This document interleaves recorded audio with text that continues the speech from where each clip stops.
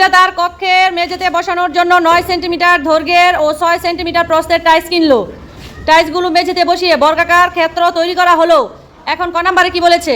সবচেয়ে ছোট বর্গাকার ক্ষেত্রের দৈর্ঘ্য কত হবে? খ নম্বরে হচ্ছে সবচেয়ে ছোট বর্গাকার ক্ষেত্র তৈরি করার জন্য কয়টি টাইলস প্রয়োজন, এবং গ নম্বরে হচ্ছে দ্বিতীয় ক্ষুদ্রতম বর্গাকার ক্ষেত্র তৈরি করার জন্য কয়টি টাইলস প্রয়োজন। এখন কি বলেছে প্রশ্নে আছে কি সবচেয়ে ছোট। সবসময় মনে রাখবা সবচেয়ে ছোট, সর্বনিম্ন, পর পর, অন্তর অন্তর, এই কথাগুলো যদি অঙ্কের মধ্যে থাকে সেই অঙ্ক হবে লসাগু। কি হবে? সেই অঙ্ক হবে লসাগু। তাহলে প্রথমে আমরা কি করব?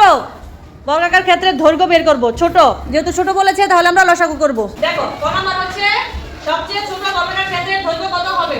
তাহলে সবচেয়ে ছোট বর্গাকার ক্ষেত্রের দৈর্ঘ্য হবে কত? বইয়ের মধ্যে দেওয়া আছে 9 সেন্টিমিটার ও 6 সেন্টিমিটারের লসাগু। কি হবে? লসাগু। লসাগু তো আমরা 3 দিয়ে করলে 3 থেকে 9, 3 গুণে 6। লসাগু 3 গুণন 3 গুণন 2, 3 গুণে 6, 3 থেকে 9, কত গুণে 18। কি 18 মিটার। সুতরাং সবচেয়ে ছোট বর্গাকার ক্ষেত্রের 18 মিটার। ঠিক আছে, যেহেতু অঙ্কের মধ্যে কি বলছে ছোট, সবচেয়ে ছোট বর্গাকার ক্ষেত্রের দৈর্ঘ্য কত হবে, তাহলে ছোট বলার কারণে আমরা কি করলাম? লসাগু করেছি। খ নম্বরে কি বলছে? খ নম্বরে বলছে সবচেয়ে ছোট বর্গাকার ক্ষেত্র তৈরি করার জন্য কয়টি টাইলস প্রয়োজন। তাহলে ক থেকে আমরা পাই সবচেয়ে ছোট বর্গাকার ক্ষেত্রের দৈর্ঘ্য 18 মিটার। এটা আমরা ক নম্বর করেছি না? ক নম্বর থেকে বর্গাকার ক্ষেত্রের একবার দৈর্ঘ্য আমরা কত পাইছি? 18 মিটার। এখন বর্গাকার ক্ষেত্রের একটা বাহু দৈর্ঘ্য 18 মিটার পাইছি। এখন বর্গাকার ক্ষেত্রের ক্ষেত্রফল পুরো ক্ষেত্রফল আমাদের বের করতে হবে না? এবং ক্ষেত্রের ক্ষেত্রফলের সূত্র কি?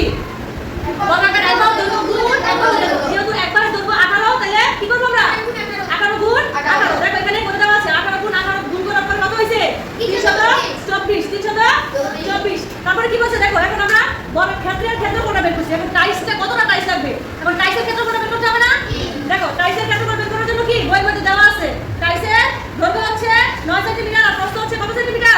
6 সেন্টিমিটার। তাহলে আমরা টাইলসের ক্ষেত্রফল সূত্র আমরা জানি কি? দৈর্ঘ্য গুণন প্রস্থ। তাহলে 9 আর 6 গুণ করে দিলে কত পেলাম? 54। এখন কতটি টাইলস লাগবে? এখন আমরা ক্ষেত্রফল বের করছি, টাইলসের ক্ষেত্রফল বের করছি। জায়গাটা মানে বর্গাকার ক্ষেত্রের ক্ষেত্রফল যদি টাইলসের ক্ষেত্রফল দিয়ে ভাগ করি তাহলে তো আমরা পেয়ে যাবো কয়টা টাইলস লাগবে। বুঝতে পারছো?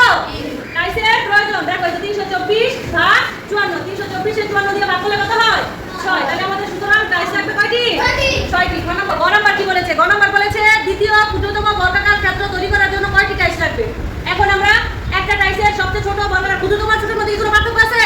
নাই। তাহলে কি আমরা কিন্তু গ নাম্বার বের করেছি সবচেয়ে ছোট বর্গাকার ক্ষেত্রের দৈর্ঘ্য কত মিটার? 18 মিটার।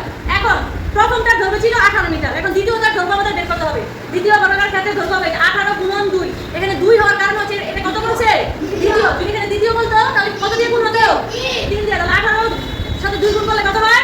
36। এবার দেখো দ্বিতীয়, এখন আমরা কি বের করব? দ্বিতীয় বর্গাকার ক্ষেত্রের ক্ষেত্রফল সেম খ নাম্বারটার মতো।